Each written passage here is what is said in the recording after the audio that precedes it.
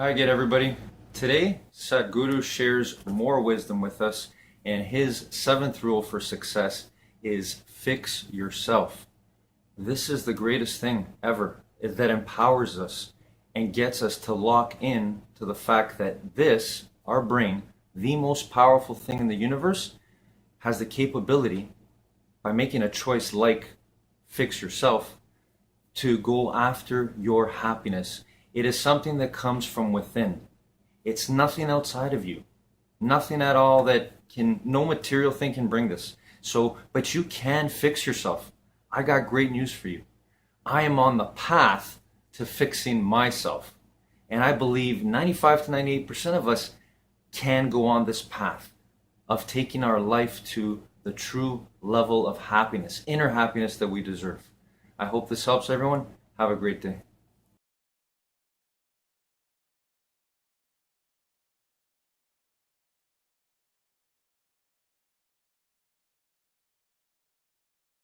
In celebration of my recent one-on-one video with Gary Vee's life coach, please enjoy this video from our vault. I tell everybody that I meet along the way that I think is authentic, put your two fingers in your ears, execute in perpetuity, and let the chips fall. That's the only way you'll ever be able to achieve something remarkable. Because when you are doing anything interesting or game-changing or like different, I've only been booed my whole life. Every single thing I've done, basically from school to professionally. I mean, I don't know if I've ever taken more heat for not opening a second liquor store with my dad. Like the entire liquor industry, which was my life, right? My dad's liquor industry in New Jersey was my life. Every one of those people ridiculed the shit out of me for selling liquor on the computer. You're pouring all that money and selling liquor on the computer, you should open a second liquor store, right? So like, I think there's certain people, entrepreneurs, givers, politicians, there's millions of different kinds of teachers. There's certain people who are just capable of doing that. And I think the reason I talk a lot about it is my hope is if this one answer can let them hear one less voice, that's moving the needle. Because you're either on offense or you're on defense. And dwelling about other people's opinions of how you live your life is defense. People aren't afraid of failing. You're afraid of failing in front of other people. You'll sing in the shower, but you won't sing on the street corner. You'll record a video, but you'll never release it. You'll be your own biggest critic, but you won't at the same time also be your own biggest fan. That needs to change, starting today. So my biggest fear is disappointing people. I'm terrified of disappointing people. The idea that you would come to my Thought Leadership Academy and I would teach you how to win on social media and get the ideas out of your head and pay $2,000 to do it. The idea that you would come and be disappointed destroys me. And it's led to some positive things in that I always over-deliver. I'm always obsessed. I'm always putting so much value to that. Even if you only get 10% of the value I'm giving, you still more than made the money that you invested into any of the stuff that I'm doing. But at the same time, it's still this fear. And so I want to attack the fear. I teach myself to attack the fear. And I think you should too. An example was when I did my tour, 90 days, 23 cities, and I did a paid tour because I was afraid to do it. Initially, it was supposed to be a free tour. It was supposed to be coffee shop meetups across the US, low risk, super easy. If one person shows up, great. If nobody shows up, awesome. If 100 people show up, great. There's no risk, right? It's free. You come, don't come, whatever. And my agent said that's playing it small. You got to charge for the event. And my first reaction was, oh my God, I can't charge for this event, right? Like, choking up because I'm afraid that if I start charging for it, then I need to bring so much more value. And because that was the reason, then I had to go off and do it. If there was a strategic reason why I should do a free event, then that's fine. My next tour I'm looking at for 2020 is going to be free, is going to be, ideally, fingers crossed, I get my book deal. It's going to be at bookstores with my new book launch. So I want to do 20-something cities, East Coast, Texas, Mexico, with my book launch. And it's free to come. Hopefully you buy a book, but it's not required. But it's free to come out because it's going to be supporting the book launch. That's a strategic reason why I should be free. I didn't have a good reason why the first one shouldn't be free, why the tour this year shouldn't be free. And so I had to do it. I had to step into the fear. You have to step into the fear and do it because you need to attack the thing that you're afraid of, especially when it's related to other people. right? I'm not afraid of failing. I'm afraid of failing in front of other people, right? I can suck all day here in the office, but I don't want to suck in front of somebody else. I don't want to make people feel like, whether they're spending $50 to come and see me that was on tour, or $2,000 to come see me at my Thought Leadership Academy here, I don't want people to feel disappointed. And because I feel that way, I need to step into it. And I try to teach myself, attack it, attack it, attack it. If there's no good strategic reason why, then I have to do it, because otherwise I'm playing small. And even just attacking it for the sake of attacking it is good. Even if it doesn't lead to a positive result for your business, it's good, because you're building strength, because you're pushing your comfort zone, because you're getting better, because you're growing. That's worth something. That's a ton of value. Because if you can conquer your fear of doing this one thing, that translates to every area of your life. If you teach yourself to have more courage, that translates everywhere. So maybe you're afraid of, if you're on a cruise ship and they bring up couples and they do a game show, you're afraid of what might happen on that game. Do it. How does that make you a better entrepreneur? It makes you 1,000 times better as an entrepreneur. Because that's the same fear that you face in your business. That fear of going on that game show on the cruise ship, that fear of taking your phone and recording a video in public on the street. These fears that seem like nothing, they show up everywhere in your life. They show up everywhere in your business. And so learning to tackle them, especially in low stakes, starts building the muscle. Who cares if you fail on a street corner making a video? Great, go do it. If that is scaring you right now, do it. Teach yourself. You do it. You have courage. You do scary things. You come out on the other side. You'll come out with more strength, and then you'll start seeing things happen in your business. You'll have more courage. You'll have more boldness. You'll be more willing to do things, and then your business starts taking off. You have to lose the fear of failing in front of other people. I'm going to give you 3 ways on how to do it. Step number 1 is embrace your bold ideas. I'm a big believer that when you have these moments of boldness, maybe it's happening right now, maybe you're feeling bold right now watching the video, amazing. You have these moments of boldness. We have moments of boldness. I don't think people are bold all day long, right? And if you are, then you have moments of even greater boldness. You have these moments, these spikes, these hits, right? You go to an event, I look at people come to my Thought Leadership Academy. They have these huge moments of boldness, right? And then you fall back down. And that's normal. You're watching a movie, you get inspired, you fall back down. You have a conversation, you get inspired, you fall back down. The decisions that you make in the moments of boldness, I believe, are the right ones for you.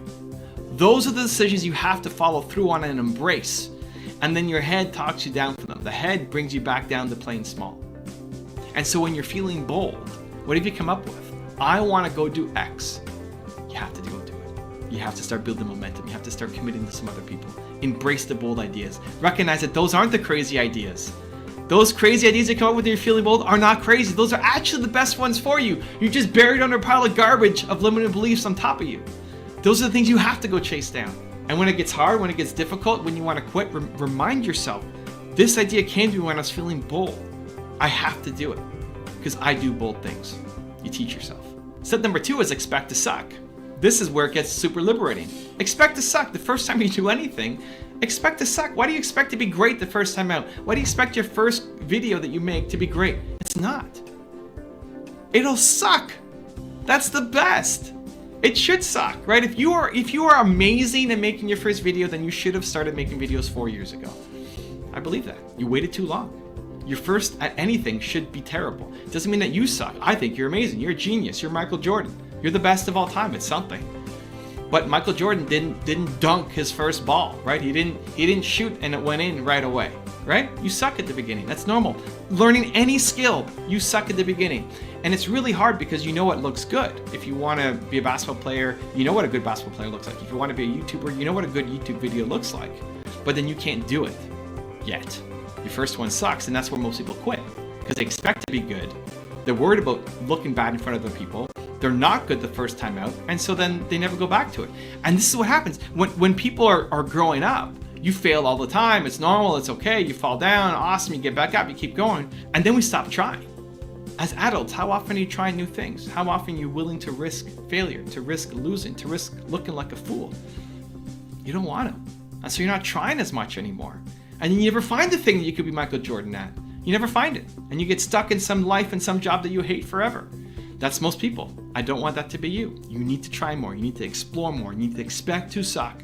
The first 18 times of doing something, you may suck. Amazing. Keep going. The most important thing is, are you liking it? Do you like the process? Successful people love the process. I love making videos. I like this process. This fires me up. I'm just sitting here by myself in my office, talking to a camera. I love it. This is great.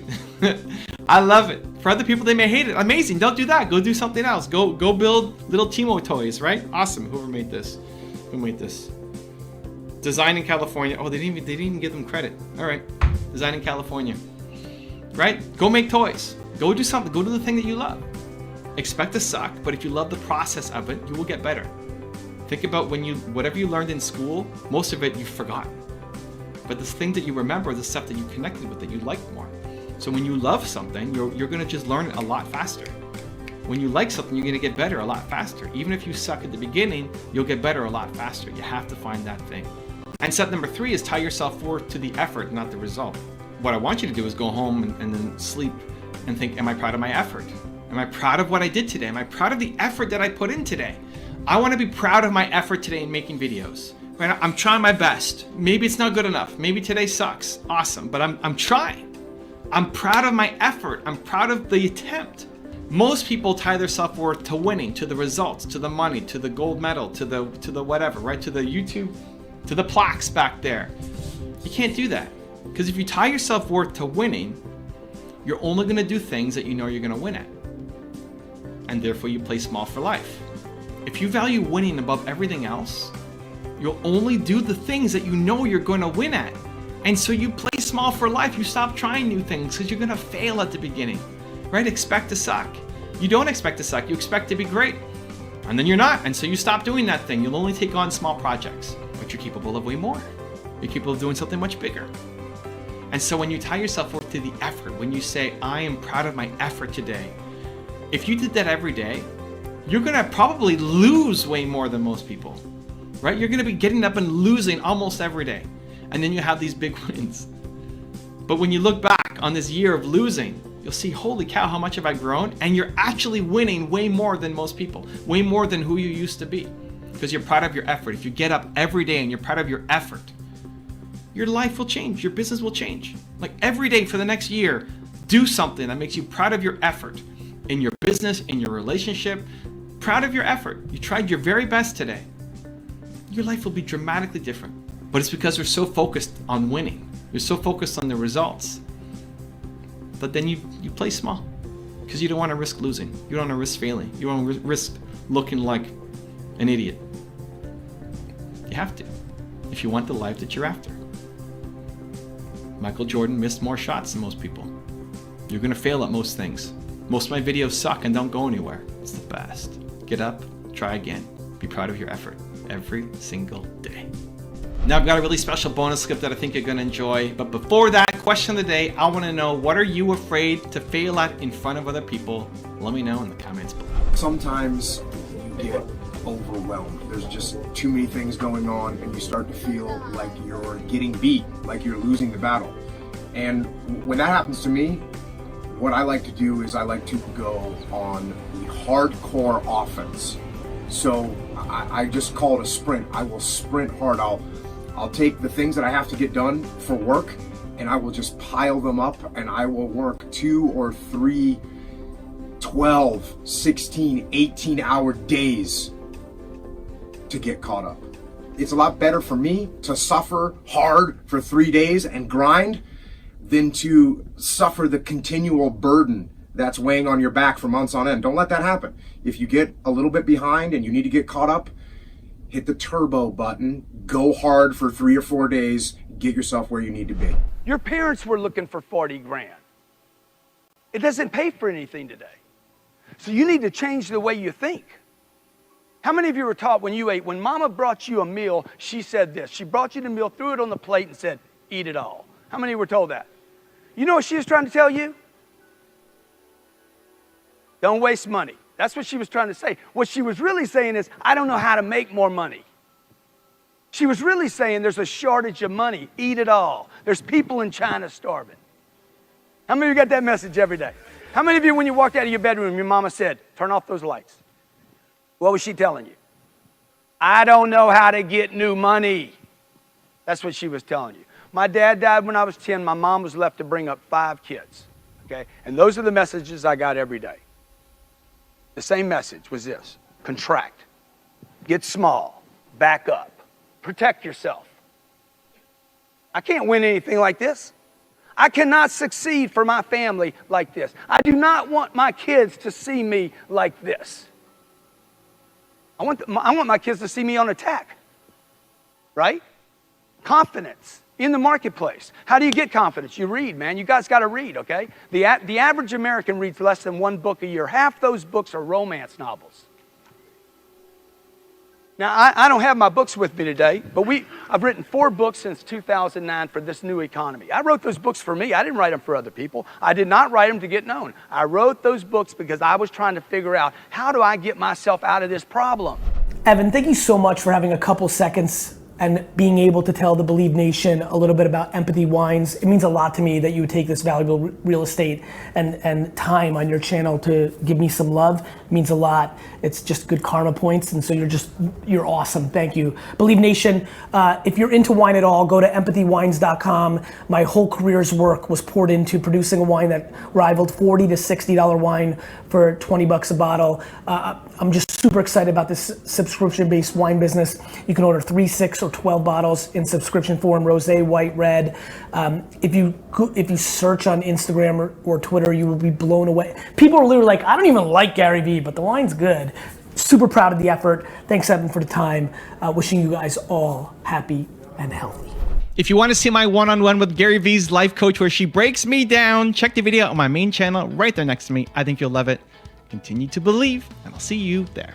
80% of a human being's inner dialogue is negative. One of the things that human beings sucks at, besides dreaming, is the ability to keep promises to ourselves. In celebration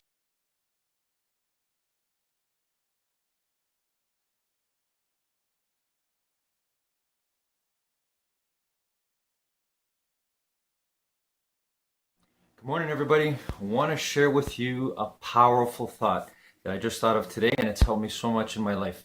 It's from Stephen Covey, and it is this: nobody or nothing can hurt you without your consent. Think about that statement for a moment. At first, it might seem ludicrous. So think about a thought, a comment, or any sort of negative thing that may happen to you. Let me give you an example. So I work with students all the time, and one of the things the younger ones especially will come up to me with is, Mr. Francis, so-and-so did this to me, or she said this about me. And then I always say to them now, and who decides whether that's true or not? And then they stop. You should see the look on their face. And then they say, me? I said, that's right. You decide what's true about you. So I hope this helps everyone. Apply it to your life. You're not a victim. Have a great day.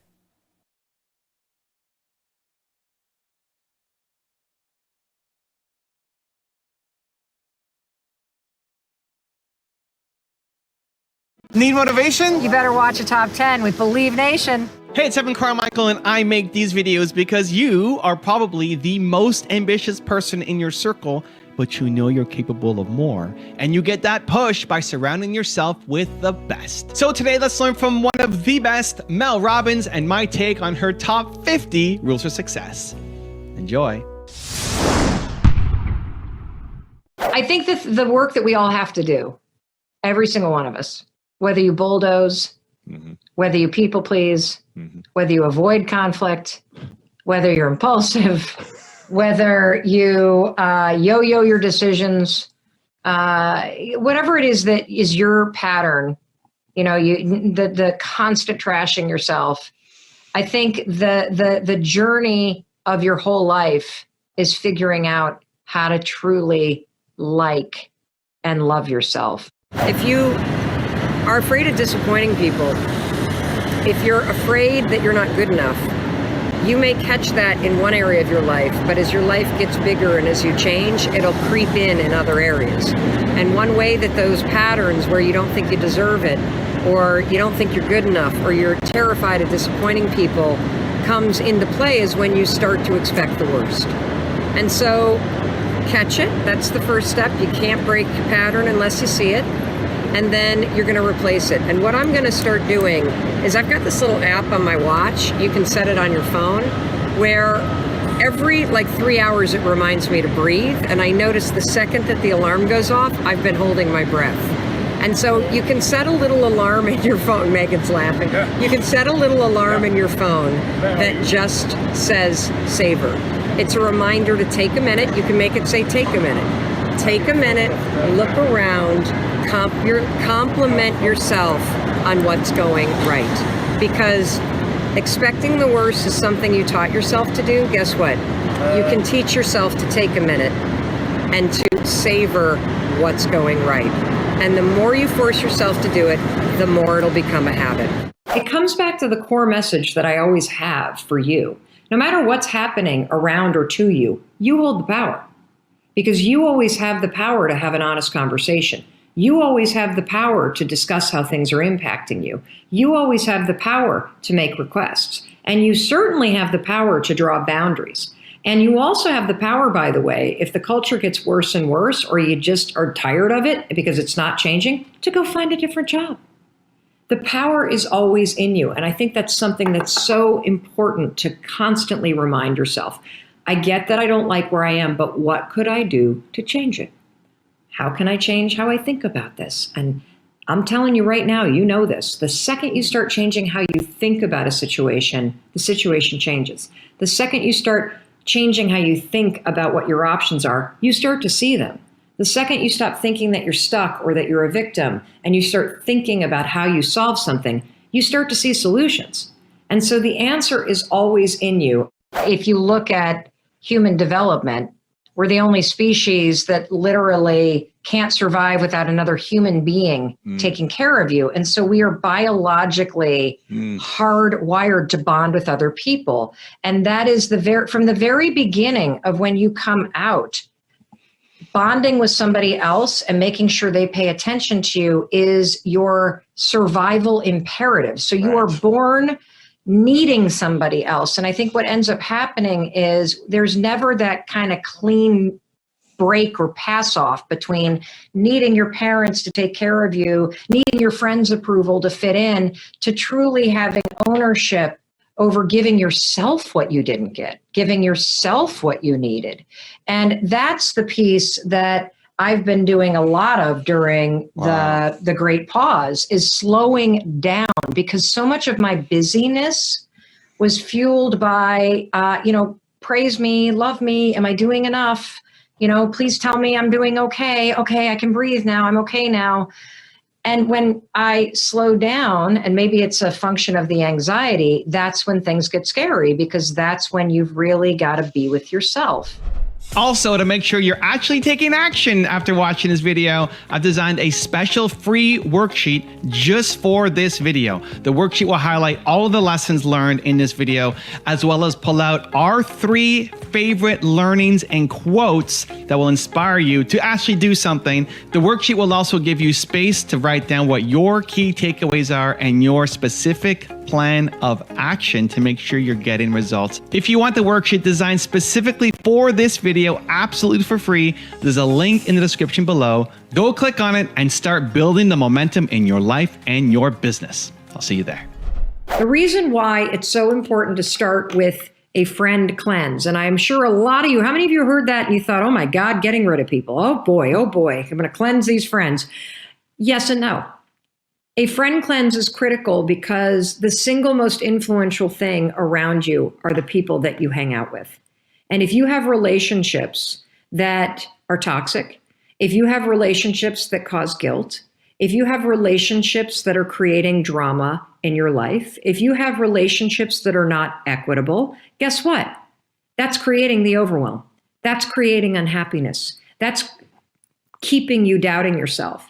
If you have friends that have bad habits, guess what? That's making it really, really hard for you to change your habits for the good. You have this behavior pattern where you snap. You have this behavior pattern where you yell and you get upset and you make people wrong and you don't mean to. If you are somebody who's ever said to yourself, I wish I could stop yelling, or I wish I could just snap, I could stop snapping. This video is absolutely unbelievable, okay? And the reason why is I explained this research that was so mind-blowing for me. It's called Ghosts in the Nursery. A lot of the patterns that you have that you don't have control over are patterns from your childhood, and they are there because when you were a kid, you experienced people in your life that were tense. Did you ever have a parent that was a yeller? Did you ever have a teacher that was a yeller, or a coach that was a yeller? And secretly in your little kid body, whenever your mom or dad would yell, or your coach would yell, or your teacher would yell, or your grandmother or grandfather would yell, you would feel tense, right? You would feel nervous. You would feel on edge. Of course, that's how we all feel, right? Well, here's the reason why you might have an issue, like I used to have an issue, where I would yell at my kids and then I'd feel terrible about it. I'd snap at my husband and then I'd feel terrible about it. Psychologists, and then I would say to myself, I'm not doing that again, I'm not doing that again, but I wouldn't have the ability to end it. Psychologists call this ghosts in the nursery. It means that any situation where you start to feel tense or you start to feel stressed out, guess what happens? Your body remembers what it was like when you were little to feel tense and stressed out. And what were the adults doing around you when you felt that way? They were snapping. They were yelling. And now here you are repeating the pattern. And you don't know why. And you feel guilty. And I'm explaining this to you because it wasn't until I thought, holy cow, like I know I don't want to snap at my husband. I know I don't want to take my anger from work out on my family. Why can't I stop this? That's the reason why. It's because it's a pattern that you remember from being a kid, that the adults around you were snapping or yelling or being mean anytime, and when they were, you felt tense and stressed out. So now that you're an adult, when you're tense and stressed out, you repeat the behavior that you witnessed. Crazy, right? So how do you stop it? Well, the first step to stopping anything is to actually understand what you're dealing with. Now that you know you're dealing with a pattern, now all you need to do is basically say, okay, I'm going to put a practice in place that's going to interrupt this pattern. What's the practice? Well, a really good one is before you walk in the house at the end of the day, if you're stressed out, take 5. Take 5 deep breaths. Like reset your mood, reset your energy before you walk in the house, and you'll be surprised by how much nicer you are to the people around you. Another thing that you can do, and this one's not so fun, is you can train your partner, your kids, your roommates, your family, that if you're trying to get a hold of how you bring stress home, you can train them to say to you, hey, don't take your work stress out on me. When somebody that you care about says that to you, it's a humbling experience. And the person that says it the most in my life is my son, Oakley. The youngsters seem to love to cross-check the adults. So be careful with taking that advice. I know that in this next chapter that I consciously create, I want to have more fun. I really want to love the process. Yeah. I don't want to make it so hard on myself and be gripping everything so tight. And it's really easy for me to see it in other people because I know what it feels like in here. I'm working hard to break the patterns that still hold me back. And the big one that holds me back is bulldozing. It's literally when I start to feel any level of tension. This is particularly true in my marriage. I'm married to a saint. Thank God Chris Robbins meditates every morning. It's the only reason why we've lasted 26 years. It's how he puts up with me. When I feel my emotion rise, I immediately raise my voice. Wow. It's how I assert power in the relationship. And I am so committed, Lewis, to breaking that pattern. Wow. And being a more fun person to be around and a kinder person to be around. First of all, stop talking about passion. Stop talking about launching a business, okay? When you think about it too big, it will paralyze you. if you're lucky and you're in a position where your bills are getting paid and you have the luxury of being able to try to think about what you want to do in this next chapter, here's where I want you to start. I want you to start with what energizes you. Now, how ironic is that, given that I'm speaking at the Energetic Women's Conference here in Indianapolis today? Why am I saying energizes you? And what am I talking about when I say energize? When I say energizes you, I'm asking you, what is it that you're curious about? What is it that you feel so expanded? You feel energized. You feel kind of excited whenever you're doing it. You're in a phase when you're just trying to figure out what's your next move, of just paying attention to your curiosity, paying attention to the things that interest you. The truth is, passion is just energy. If you're passionate about something, it means you're energized when you do it. So let's reverse engineer this and let's just ask yourself a simple question. What are you curious about? What energizes you? And if you allow yourself to explore things that energize you, you, my friend, will start to find the clues about what it is that you should and could be doing. Because all the research says that if you're doing something that you like, if you're doing something that you're curious about, you're not only going to enjoy it, you're going to be really good at it. Because if you like doing it, you'll spend more time doing it, which means you're going to get better at it. Sometimes when the dream is so big, the fact that it's so big becomes paralyzing. Because you think about where you are right now and you think, holy cow, that thing that I really want? How do you even start when the dream is so big?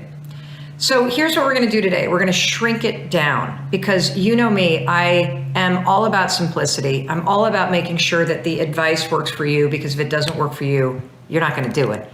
And I'm all about switching how you think about things, making this smaller and making it something that I'm learning about rather than doing and launching and that somehow thinking about it differently frees up the ability to get started. If I get you to start doing that and you do this every day for 10 or 15 minutes, which you absolutely can, guess what's going to happen? You're going to feel momentum. You're going to feel like you're working on it. You're going to meet people that are interested in it. You're going to learn things that are going to lead to the next thing that you need to learn. And you will have mastered the art of getting started. And by doing something a little bit every day, you're also going to master the art of continuing to keep going. And from there, it'll snowball. I promise you. I promise you. You see, you're only ever running against yourself. There's room for all of us. There's room for you to do the same thing. There's room for you to write that book. There's room for you to do those makeup tutorials. There's room for you to launch that restaurant. There's room for you to start your singing lessons. There's room for you to write that song. It is normal, and it is going to happen to you all the time that you are going to see people that seem to block out the sun whenever they make an announcement, because they're that big and that amazing. I don't want you to allow yourself to shrink when somebody else is doing something that is similar to what you want to do. You remember that thing we used to do as kids where you go, actually, you can give yourself affection. I think, you know how I have this habit of always high-fiving myself in the mirror. I send myself into the day, go get a Mel. That's a form of affection. You can show yourself love through words and through gifts and through actions, because love is a verb. And that's the most important thing to think about when you think about practicing self-love and developing habits around self-love. So love is a verb. What are the actions and habits and thoughts that you would have when you think about how you treat or speak to somebody you love? Self-love is about giving yourself all the things that you freely give to the people that you love. And what's so awesome is that when you learn and start practicing how to love yourself, it expands your capacity to love other people more deeply, because you can't give other people something that you don't give to yourself. And I know you're like, whoa, I love other people, but you don't truly love other people if you can't love yourself, because there's a part of you that doesn't feel worthy. And so you got to practice this stuff. And it's everything. Here are some ways that I practice. First of all, if someone you loved were struggling, what would you recommend they do in terms of how they take care of themselves? First of all, you got to get a good night's sleep. That's a form of self-love. Put good food in your body. That's a form of self-love. Take time for yourself every day. That's a form of self-love. Moving your body and exercising. That's a form of self-love.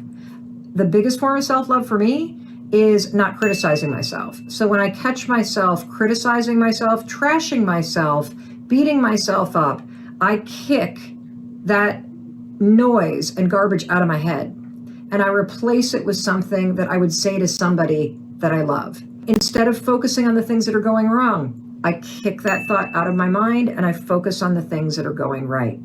Another form of self-love for me is I'm constantly soothing and reassuring myself. Mel, hey, I know it's challenging right now, but this is preparing you for something. Mel, I know you're nervous, but you got this. You can face this. And notice I'm using my name, Mel. Study after study has come out that when you talk to yourself and use your own name, it has a much deeper impact on you. You have the experience of almost having someone else be saying it. It lands deeper. And it's also through gifts. I also give myself the gift of buying flowers every time I go to the grocery store. I started doing that a few years ago. I love flowers. I was always waiting for somebody else to give them to me. And it dawned on me, why the hell don't I just buy them for myself? And so I do. And you'd be surprised. $3, $4, $5, you can always find a small little bouquet at a grocery store. Stick it on your desk. It's a reminder that you love yourself. Remember, love is a verb. Just treat yourself how you would treat somebody that you love and practice it, and you'll get better and better at it. I am in the middle.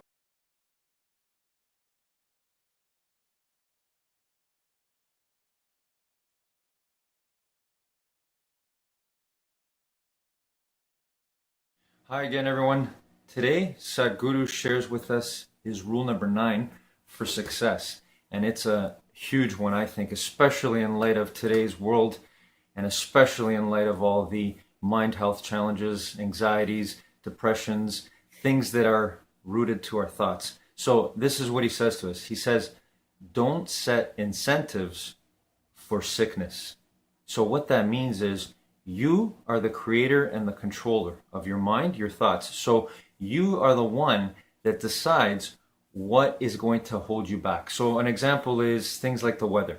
We often say, oh, today the weather's not sunny and not exactly the way I want it. So immediately we start to put ourselves in a state where we're allowing the weather to control us. It's the same with our health, especially our mind health.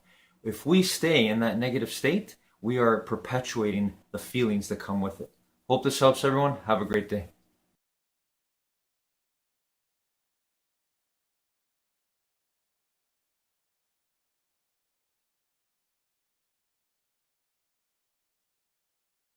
A lot of people, when they hear the word influence or persuasion, the image that comes to mind is of a smarmy car salesman kind of person that's absolutely repulsive to us on every single level. And the influence skills that I teach are influence skills that can help you get what you want and make a bigger mark in the world.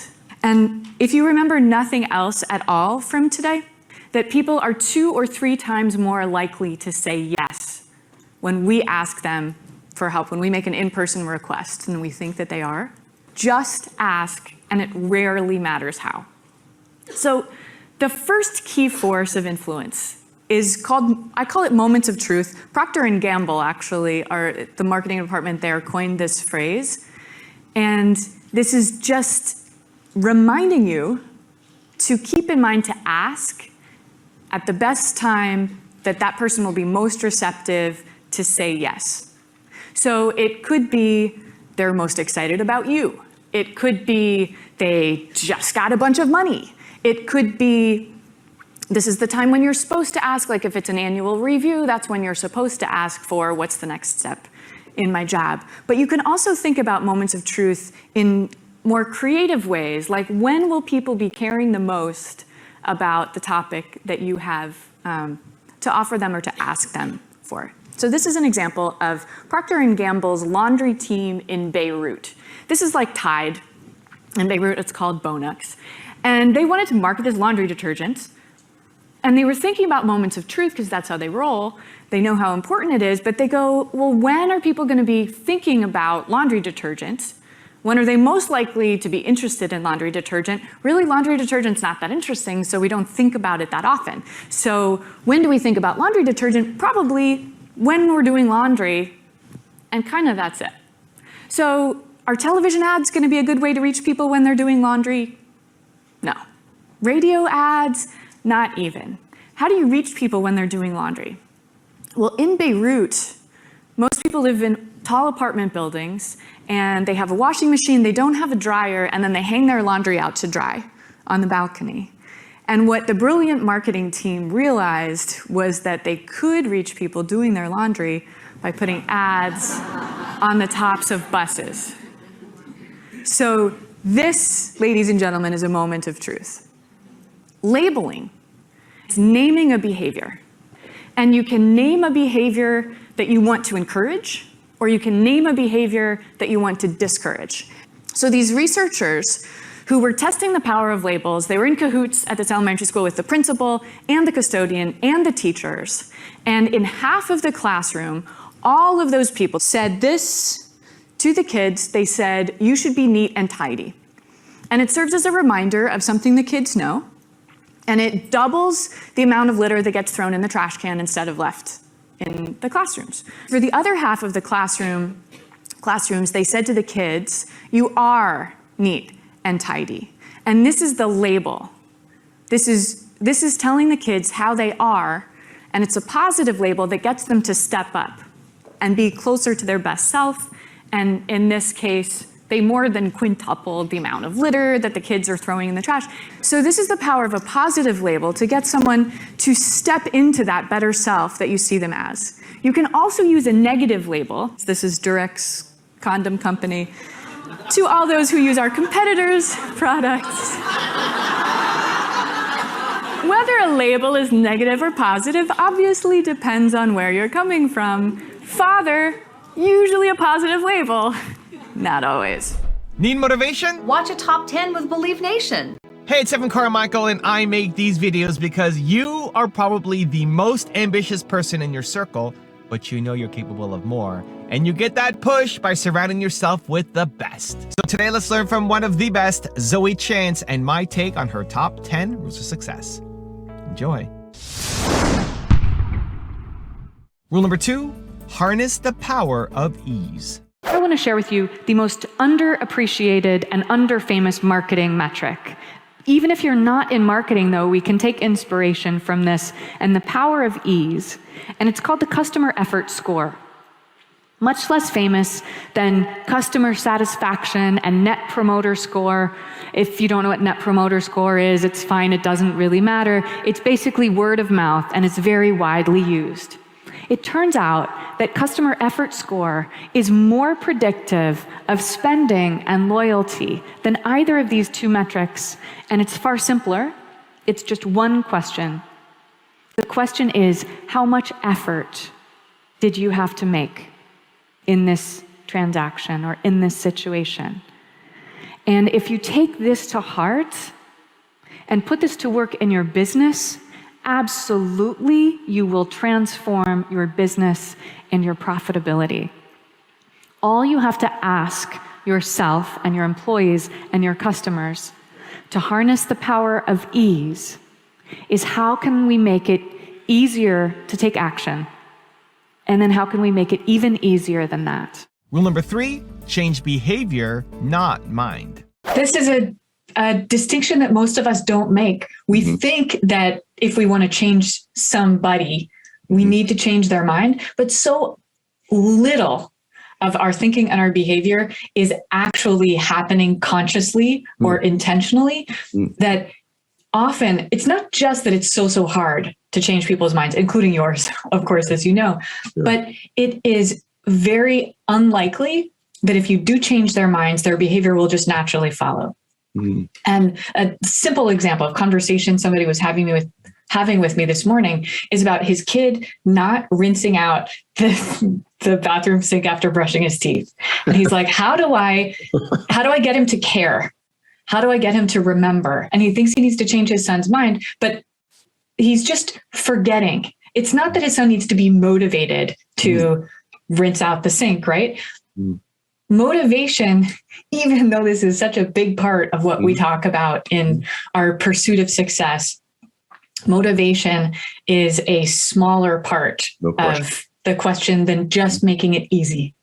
So I was talking to him about what would make it easier for your son to remember to do the thing. And so he's going to ask his son, what would it take for you to remember to do the thing? And they'll decide. And, you know, is it going to be a Hot Wheels car sitting next to the sink in the bathroom? And then he knows that's what it means. I don't know. Rule number 4, ask the magic question.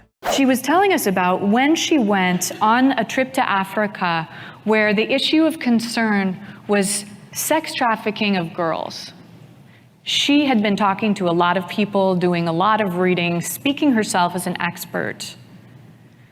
And rather than going and telling people what they should do to solve this problem, she asked the magic question. In a particular village she told us about in Zambia, she sits down with the village elders, and 3 girls in that village had been sold by their parents in the previous year to sex traffickers. And she asks these village elders, what would it take for those 3 girls not to have left the village in that way? And they told her an electric fence. An electric fence? They said, the elephants are trampling our crops of corn, and we don't have anything to eat. These girls, they were starving. So Gloria Steinem goes back to the States. She raises a few $1,000s. She sends it to this village so they can put up an electric fence. She comes to visit again 3 years later, and the way she describes it, there's singing, there's dancing, there's a bumper crop of corn, and no girls have left the village in that way since they got the fence. The magic question is, what would it take? It's a magic question because, first of all, it empowers the other party as the expert they are. It builds trust. They are the expert on their own situation. If you had been studying this problem like Gloria Steinem had, you would never, ever, ever have come up with the solution of an electric fence, right? At the same time, it shifts the other party from a judgment and decision-making mode to a problem-solving and collaboration mode. And thirdly, it implicitly has the other party committing to the outcome after they give you the roadmap. If these things happen, they are committed to whatever it was that you're looking for.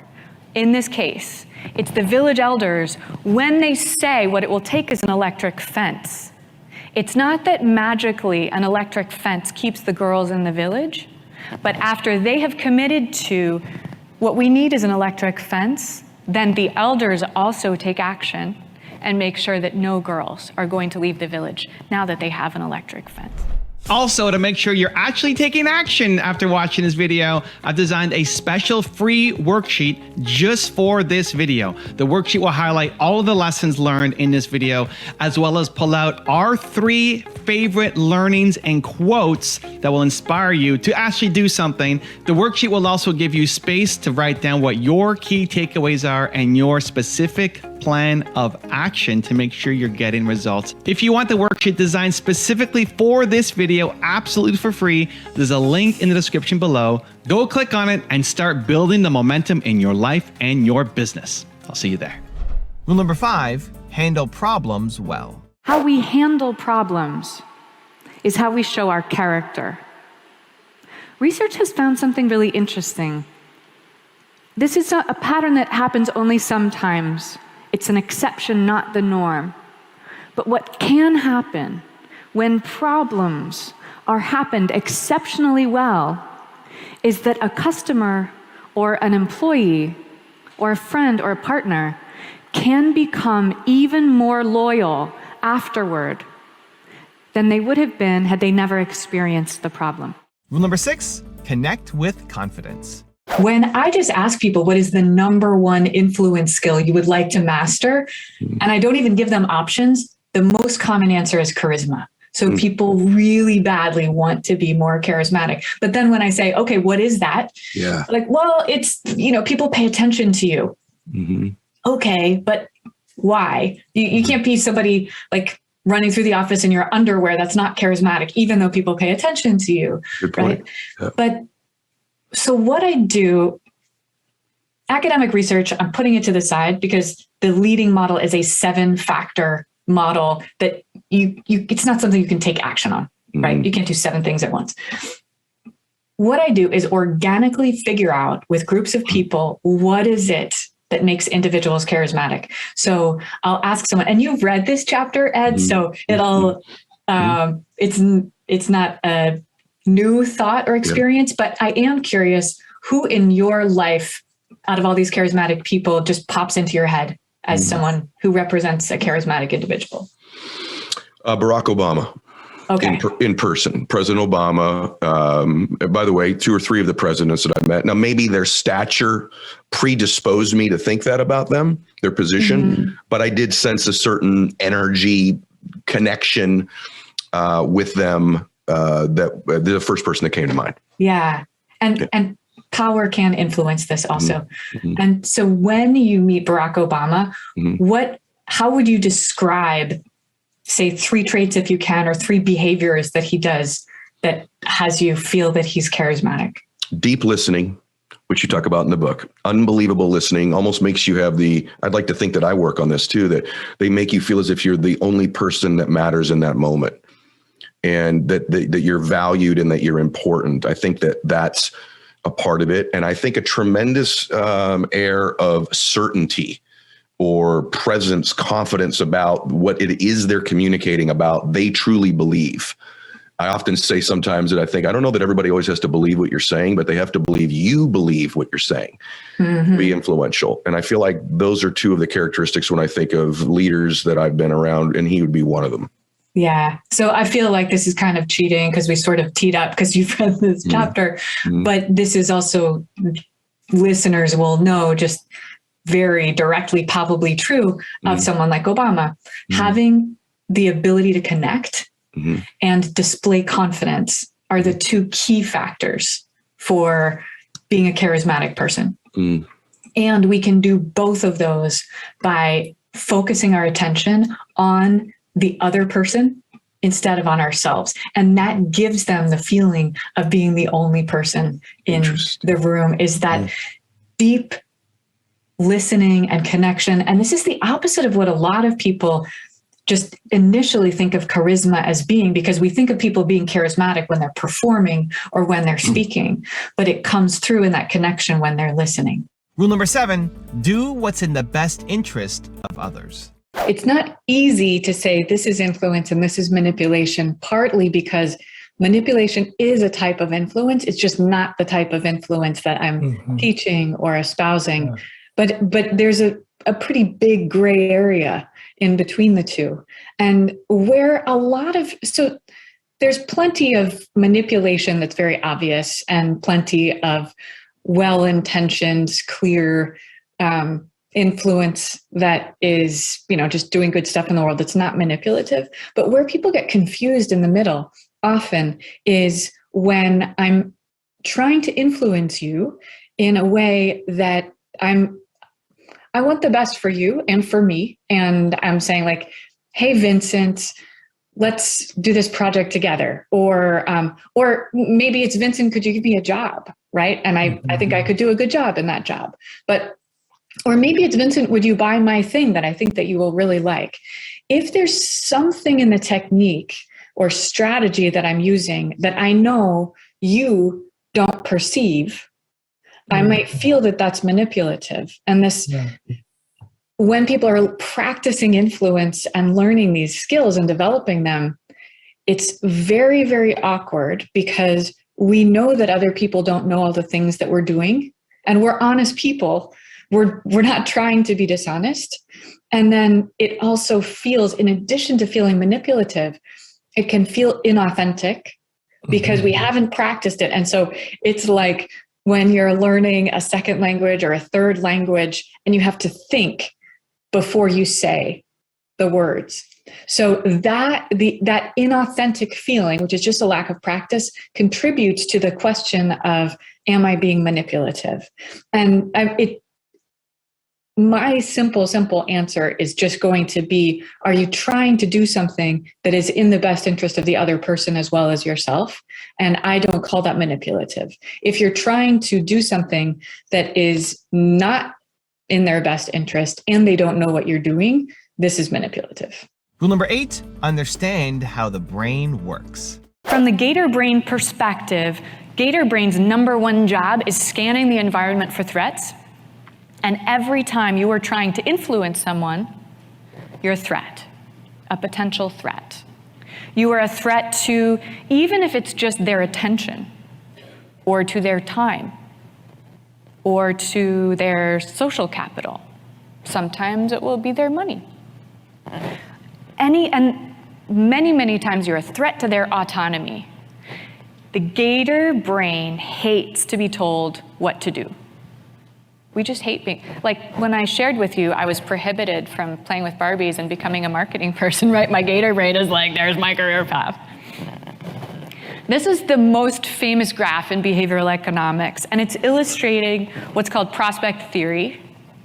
And the basic message of prospect theory is losses loom larger than gains. We feel a loss much more keenly than we feel a gain. And you know this from when you get feedback, right? When you get 360 feedback or when you get feedback from your boss, you hear lots of great things and they just kind of go in one ear and out the other. And then you hear one piece of criticism and it just, it cuts, right? Bad is stronger than good. It's not bad, that's just how it is. And it makes a lot of sense. It needs to be that way for us to survive. We have to be keenly aware of all of the risks and all of the threats so that we're not going to make a mistake. Rule number 9, don't take away choices. When we're creating environments for choice, so it could be a physical environment like a break room or a cafeteria, or it could be a sheet of paper where you're making a decision whether to donate your organs or join a 401k.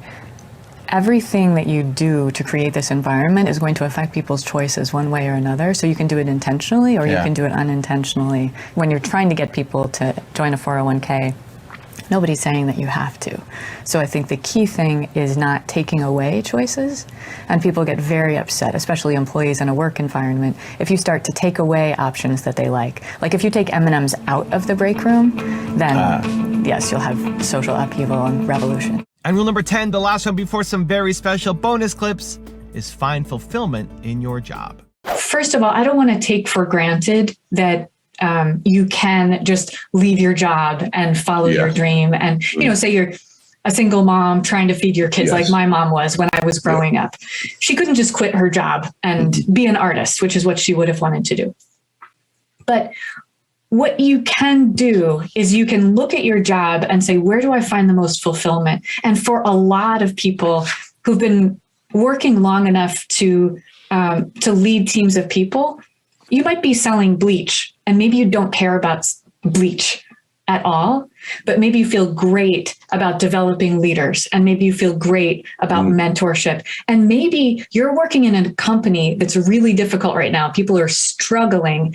And what you can do that's meaningful is you can protect your team from the forces above that are coming down and threatening their well-being.